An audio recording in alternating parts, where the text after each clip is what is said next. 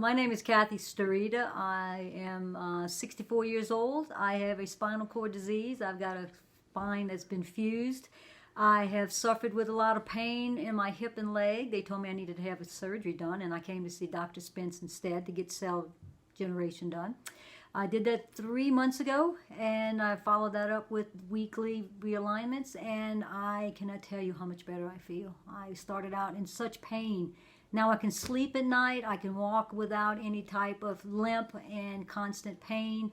If you're hurting in any way, come and see Dr. Spence. He gave me my life back.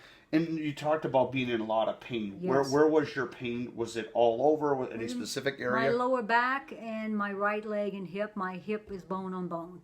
And so awesome. So even with bone on bone, life got a lot better. And then Yes. also, can you just share with these guys what you also have in your low back?